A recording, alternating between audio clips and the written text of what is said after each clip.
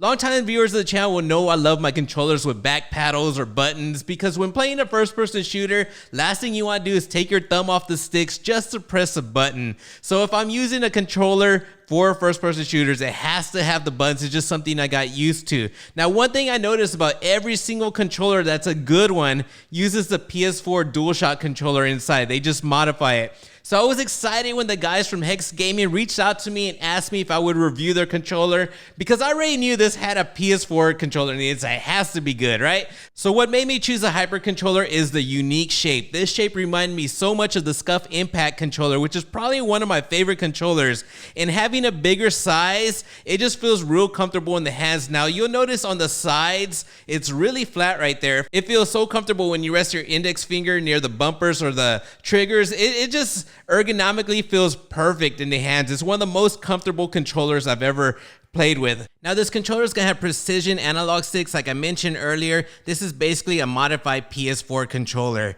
Now it did come with different size analog sticks that you could change on the fly just by pulling them out, but I didn't like this design because it's made out of plastic. I wish they would have went with maybe a metal design, something like the Xbox Elite controller, or maybe something like the Scuff controller where there's an outer ring where you can unlock and lock your sticks. This plastic design is something similar that AIM ended up doing on their controllers, and after a few months it broke on me. You'll notice that the D-pad and the buttons sit kind of high compared to a DualShock 4. Now this is because of the housing, but it really doesn't bother me because I'm using this controller for first-person shooters. But if you're gonna use this for everything, it may be an issue for you guys. But to me, they feel okay. This controller does come with 4 remappable buttons in the back. Now the placement of the buttons is almost perfect. I love where they're at. It just feels so comfortable to hold in your hand, and the buttons are exactly where they're supposed to be. Now there's other controllers that I just feel like the buttons just like, I don't know, they would hurt my hand. The back paddle would cut into my finger. It would just end up hurting. So it's like I didn't like the design, but these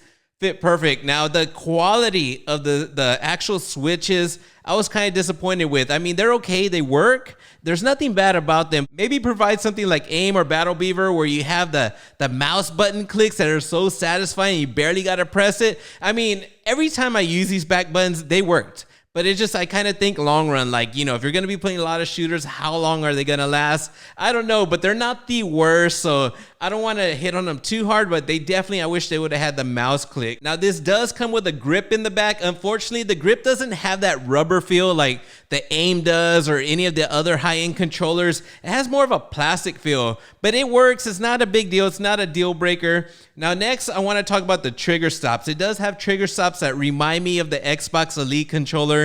You push them up and they're like short triggers. So I wanted to test this out. I had to test out the short triggers. So when testing it out, I put in a shooter and I said, you know what? Let's go with the down position. The normal position works fine. As soon as I moved to the trigger stops, I noticed that the trigger does have a stopping point. And when you start feeling the resistance, after you push it a little harder, that's when it actuates. It doesn't make sense for a controller to have hairline, short triggers, whatever you guys want to call it, to actually actuate after the resistance. I didn't understand that. So I ended up using my Scuff controller just to kind of compare it. And with the Scuff, even though you can adjust it with the Scuff, but if you adjust it too much, it's not going to work correctly.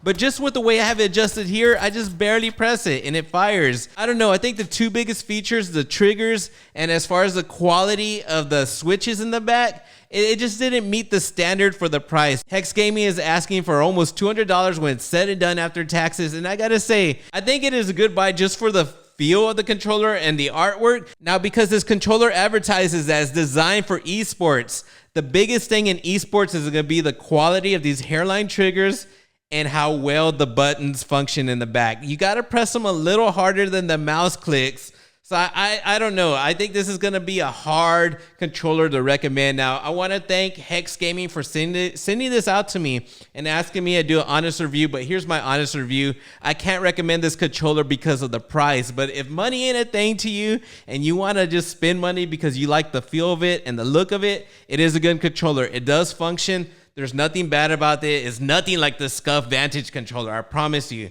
This is a good quality controller because it is a PS4 controller, but I think it just lacks the hair triggers and those switches, man. I mean, it's like so close, but you're like almost there, HexGaming. But anyways, I hope you guys enjoyed this video. If you guys did, please drop a like. If you guys are new to the channel, please consider subscribing. I'll be catching you guys soon. Peace out.